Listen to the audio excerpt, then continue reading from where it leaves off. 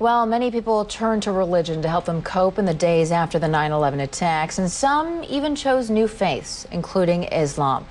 That may be no surprise, since a quarter of the estimated 6 million Muslims in the United States are converts.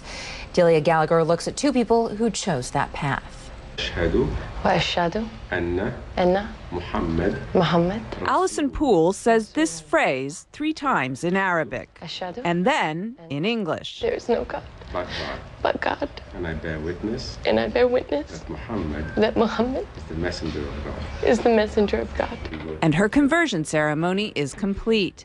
She's now a Muslim. Moments later, she'll marry Sammy and become Alison El Gamal. But Alison, who was raised a Southern Baptist in North Carolina, says faith, not marriage, made her want to become a Muslim. I think for a long time I've been looking for something. There's been like a piece missing. Always one little thing that maybe wasn't right. At a ceremony marking the Muslim holy month of Ramadan, she explained why Islam appeals to her. I think because it's much more about peace. I'm praying 5 times a day. It's kind of hard to go out and say bad things or do bad things when you're praying 5 times a day. And you have to believe. The imam who married Alison says he's seen more American converts recently, in part because of the prominence of Islam in the news. It may sound paradoxical, but what happens is that when something becomes more in the news, people tend to want to know about it. Alison says she was already on a spiritual quest when she began to hear a lot about Islam post 9/11.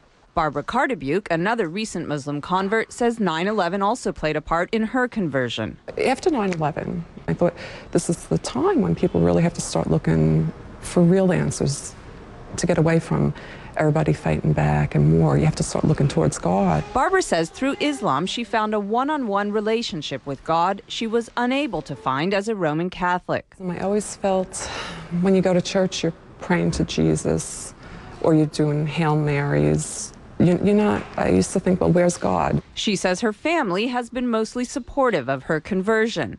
Alison says her family is completely behind her decision, but occasionally she's reminded that not everyone is. I was walking around down near the World Trade Center, and this woman walked by, and she said, "I want to just go bomb those Muslim bastards." And I heard her say it, and it really struck me, because I was like, you know what, that's me.